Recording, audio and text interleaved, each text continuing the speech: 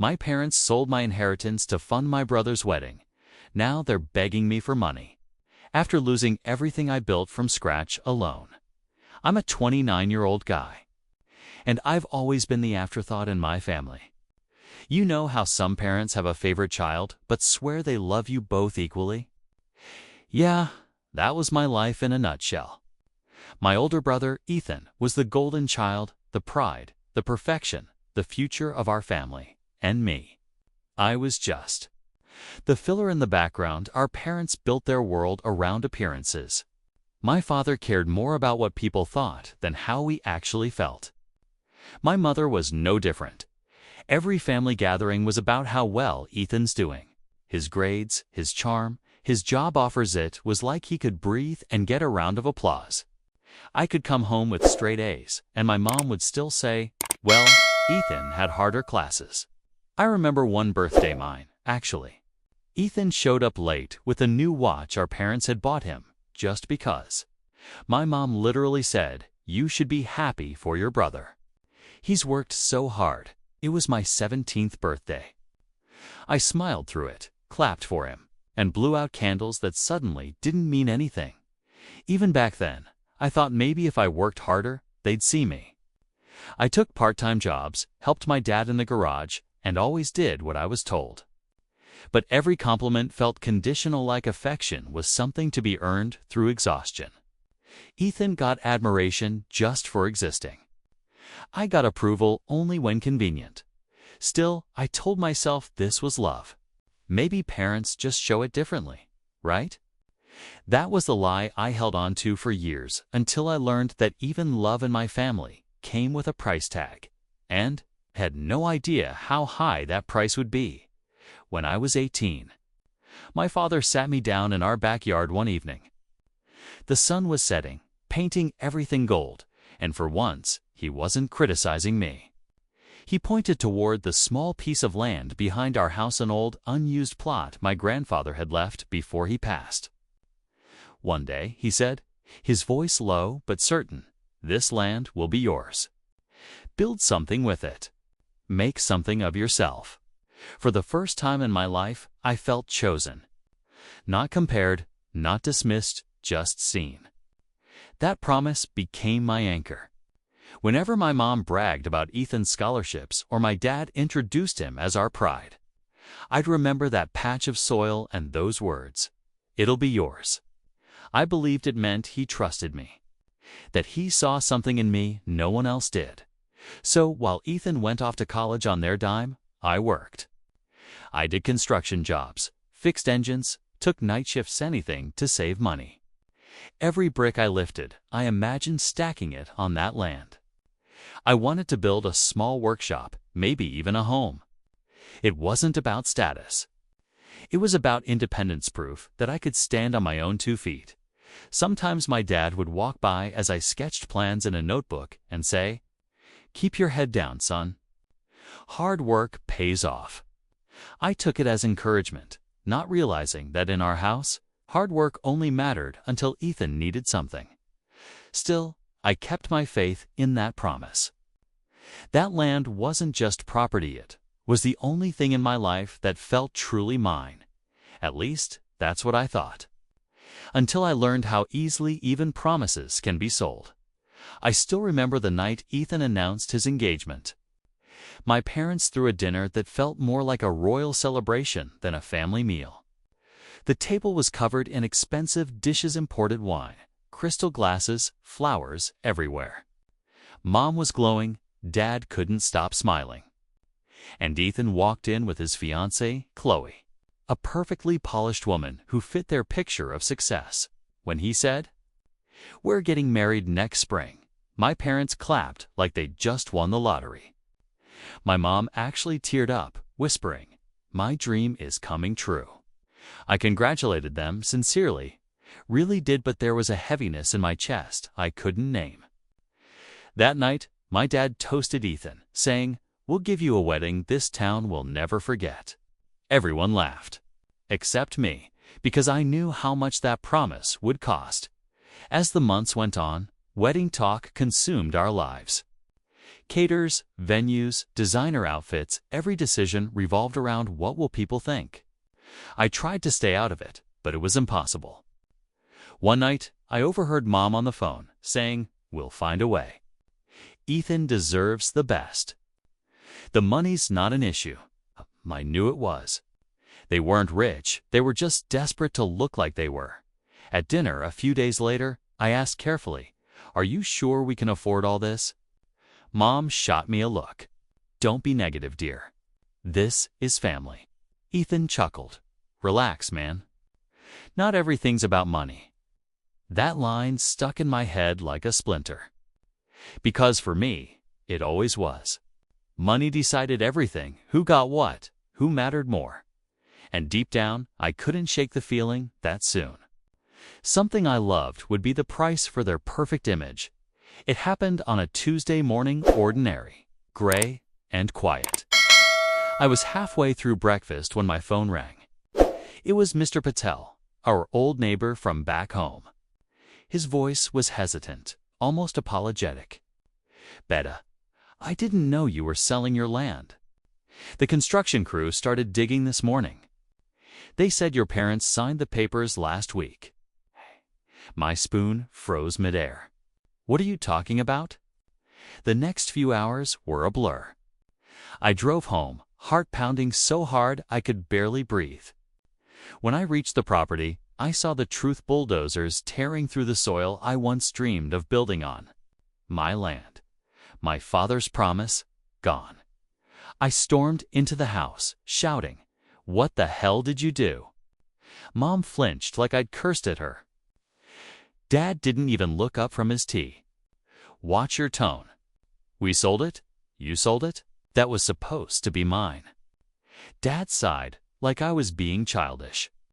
"Your brother's wedding needed funds. It's family property, it benefits all of us."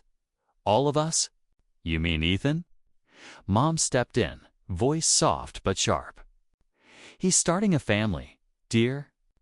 You re-single. You'll have your time." It felt like the air left my lungs. The one thing I had my hope, my future reduced to a line item on a wedding budget. I wanted to scream, to break something, but all I could do was stand there as they justified betrayal in the name of family. When Ethan heard about the argument later, he just laughed. "It's just land, bro. Don't be so dramatic." That was the moment I realized it wasn't. Just land they sold it was every ounce of respect I'd ever held for them, and something inside me broke quietly that day. I didn't sleep that night. I just sat on the edge of my bed, staring at the ceiling, trying to process how easily my parents had erased my future. Every time I closed my eyes, I saw the bulldozers tearing through the soil. Each strike of the shovel felt like it was digging into my chest. The next morning, I confronted them one last time. "You could have told me," I said quietly. "You could have at least asked." Dad didn't look up from his newspaper. "We did what we had to do. You'll understand when you have responsibilities." I had responsibilities. That land was my start. Mom crossed her arms. "Enough. Stop making us feel guilty for helping your brother. You're both our sons. Then why does it always feel like I'm the backup version of him?" The silence that followed said everything. Ethan walked in halfway through, smirking. "Man, you're still on that? Let it go. I'll pay you back someday." That was it. That sentence, "I'll pay you back someday," broke something final in me. I realized they'd never see me as anything but the spare son. That night, I packed what little I had, 2 duffel bags, my notebook, and a toolbox, and left. No dramatic goodbye, no tears. Just quiet footsteps out the front door. Mom texted once, "You're being immature. Don't embarrass the family." I didn't reply. I took a bus to another city where no one knew me and started over with nothing but my hands and anger. Every paycheck, every bruise, every sleepless night became fuel. They took my inheritance. But they didn't realize they'd also created something stronger, my resolve, and I had no idea. just how far that resolve would take me. Starting over was brutal. I worked every job I could, fine loading docks by day, fixing bikes and appliances by night. My hands were always bleeding. My back ached constantly. But there was a strange peace in that pain. No one could take this from me. Every dollar I earned was mine. I lived in a tiny one-room apartment above a mechanic shop. The ceiling leaked when it rained, and the floor creaked like it was complaining, but I didn't care. I'd spend my nights sketching designs for tools and custom parts, dreaming of opening my own workshop someday. The same dream I once had for that stolen land, but this time it would be built by me alone. Years went by like that, slow, exhausting, but steady. Then one day, an older mechanic named Harris noticed my work. "You've got skill, kid," he said. "Why don't you open your own place?" I laughed, telling him I didn't have the money or backing. He smirked. "You don't need backing. You just need belief." That line hit me harder than I expected. For once, someone believed in me not because I was someone's son, but because of what I did. With Harris's help, I rented a small garage and turned it into my workshop. It wasn't much, but the day I hung that sign with my name on it, I felt a kind of pride my family never gave me. I started small custom tools, repair jobs, unique designs. Word spread fast. People came not just for the work, but for the honesty. Ironically, one of my first big clients turned out to be a man who knew my parents. "Didn't your brother's business fail?" he asked casually. That was the first time I heard that Ethan's golden life wasn't so golden anymore. And just like that, the power started to shift quietly. But undeniably, it had been nearly 6 years since I last saw my family when I got the message from my mother. "We miss you. Come for dinner. Your father wants to talk." At first, I thought it was a mistake. My parents never just missed meat. They wanted something. Still, curiosity got the better of me. Maybe, after all this time, they'd changed. Maybe they finally saw me for who I'd become when I arrived. The house looked different, smaller, quieter, almost worn down. Mom hugged me tightly, her perfume the same as always, but there was a nervous energy behind her smile. Dad was at the table, pretending to read the paper, but even he looked older, tired. And then Ethan walked in. No designer suit, no confident grin, just a pale, beaten-down version of himself. Mom started the dinner with small talk, praising my little business like it was a hobby. But I stayed polite, waiting for the real reason I was there. It came halfway through dessert. Dad cleared his throat. "Your brother's been through a tough time," he said. "His business partner ran off with their money. They're drowning in debt." Ethan looked at me, eyes desperate. "We just need a little help to get back on our feet." I put my fork down slowly. "You want me to bail you out?" Mom rushed in. No, just a family contribution. "You've done so well for yourself. It's time to give back." And there it was, the real reunion. Not love, not remorse. Just desperation dressed up as affection. I smiled, but it wasn't out of kindness. I'd spent years building everything they'd thrown away. And now, the same people who sold my future were asking for a piece of it. I didn't answer right away. I just leaned back and said quietly, "Let's talk about what family really means." I thought I was ready for them, but nothing could have prepared me for the way they twisted guilt like a knife that night. Mom's eyes welled up, trembling as she whispered, "After everything we did for you, how can you be so cold?" Her voice cracked like it was breaking under years of suffering she conveniently forgot to mention before selling my inheritance. Dad leaned forward, his tone sharp but controlled. "You're being selfish. Family is about sacrifices, about helping each other when times are hard." Ethan chimed in, trying to sound casual, but failing miserably. "Come on, bro. It's just a loan. We'll pay you back, eventually." I felt the old anger rising, that familiar resentment I'd buried deep for years. They thought they could guilt me into compliance because I still cared if it was just a flicker of hope. That they might be different. But now I could see through their manipulation. I had spent a lifetime bending, sacrificing, and hoping for approval I would never get. The room smelled faintly of burnt bread and stale wine. The clinking of silverware on plates punctuated the tension like a ticking clock counting down my patience. I realized they didn't care about family, they cared about control. My refusal to blindly obey their demands made me the villain in their narrative. I took a deep breath, feeling every muscle tense, and said, "You sold my inheritance. You gambled with my future. And now, after everything, you expect me to give you more." Mom's hands shook.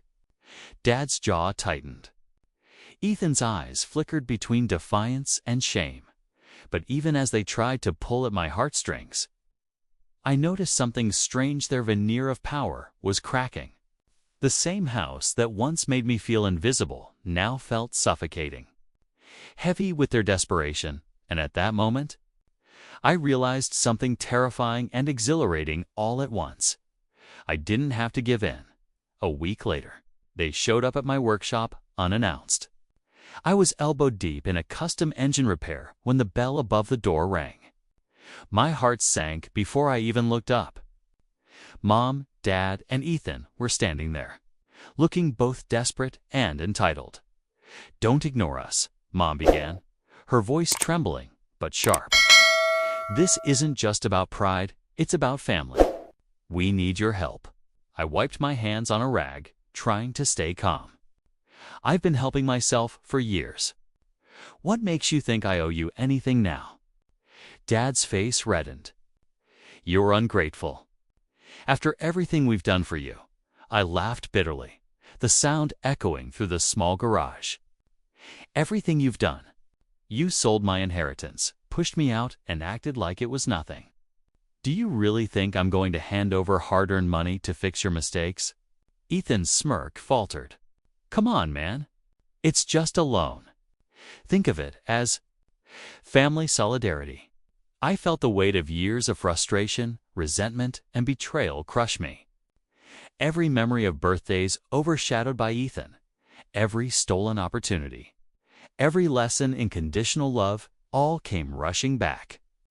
I clenched my fists so tight my knuckles whitened. "You had your chance," I said slowly, voice low but firm. "You sold my future. You gambled with my life. I owe you nothing." For a moment, the room was silent except for the hum of machines. Mom's lips quivered, Dad's eyes glistened with a mix of anger and shame. And Ethan stared at me like he'd just realized the consequences of his own arrogance. I felt exhausted, hollow, yet strangely liberated. This confrontation, brutal as it was, marked the lowest emotional point I had ever hit. I had finally called their bluff, and for the first time, I wasn't afraid of their manipulation. And just as I thought the tension would settle, I noticed a flicker in their eyes, a mix of desperation and fear that made me wonder, had the tables finally started to turn? Word of the confrontation spread faster than I expected. At first, neighbors whispered about me behind my back. "Ungrateful son. How could he treat his parents like that?" I felt a pang of doubt. Had I really crossed a line, or was this just the narrative they had spun? Then, stories began to surface, old friends and neighbors recalling how my parents had bragged about selling my inheritance to fund Ethan's wedding. The whispers shifted. Sympathy grew for me.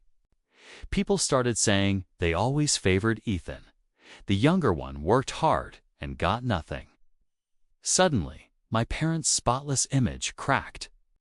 The golden veneer of perfection they'd cultivated for decades was splintering in public view. Ethan started losing deals too. Clients who once praised his family reputation pulled back when the truth emerged. My parents, once confident and controlling, began avoiding social gatherings, lowering their heads as the gossip turned their way. They were forced to confront the consequences of their actions, publicly and painfully. I watched all this quietly from my workshop, sipping coffee as employees chatted about the latest developments. It was strangely satisfying seeing the scales finally tip. Not out of malice, but because the truth had a way of surfacing, no matter how much people tried to bury it. Even as I felt a surge of vindication, I remained cautious. This wasn't about gloating. It was about recognizing the shift in power. I realized I no longer depended on their approval or their resources. I had built something they could never take, and in the quiet moments, I allowed myself a small, private smile, thinking about all the years I had been underestimated, ignored, and dismissed. But deep down, I knew this was only the beginning. The real test, whether they would ever truly acknowledge what they had done, was still ahead. Months passed. Life had settled into a rhythm I finally controlled. My workshops were thriving, clients trusted me, and I'd built something I could truly call mine. I had almost forgotten the weight of my family's manipulation almost. Then, one evening, my phone rang. The screen lit up with my mother's name. I froze. I debated not answering, but curiosity and a strange mix of caution pulled me toward the call. I picked up. Her voice was barely above a whisper, cracked and fragile. I need to say something. I'm sorry, we never believed you'd make it this far. Selling your inheritance. It was the biggest mistake we ever made. I swallowed hard, heart hammering. This wasn't manipulation. There were no demands, no guilt trips.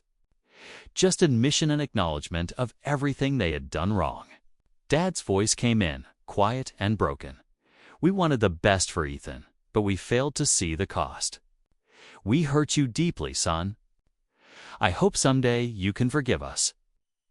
I sat in silence, the shop buzzing around me, employees focused on their own tasks, oblivious to this long-awaited moment.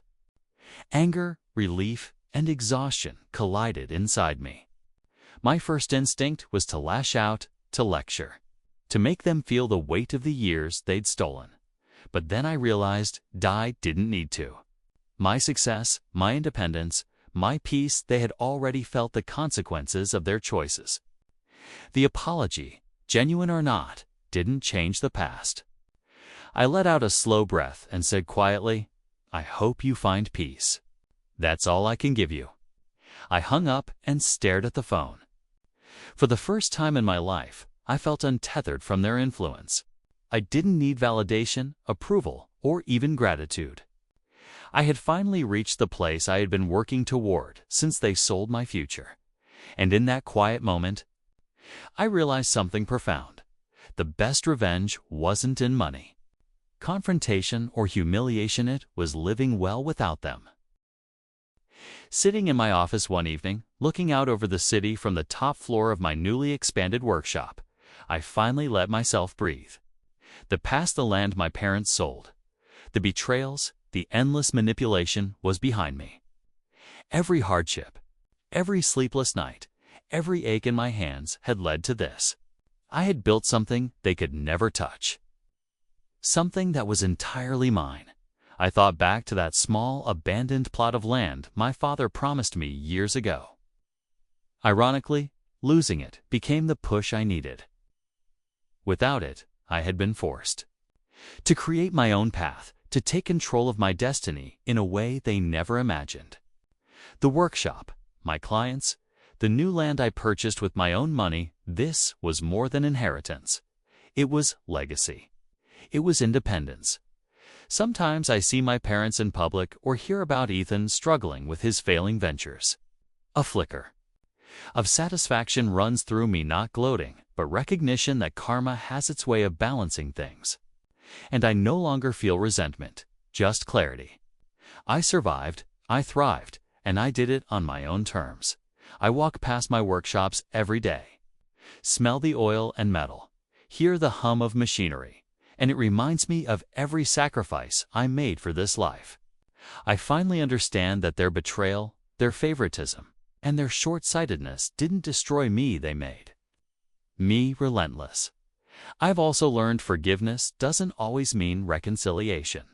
I forgive them not for them, but for myself. Their mistakes don't control my narrative anymore. I am the author of my life, the builder of my legacy, the master of my future. And so, the story that began with loss, manipulation, and betrayal ends with quiet triumph. They sold my inheritance, thinking they could shape my life, but I took the pieces they left behind and built something far greater than they ever imagined. The land may be gone, but the life I've built, that is mine forever.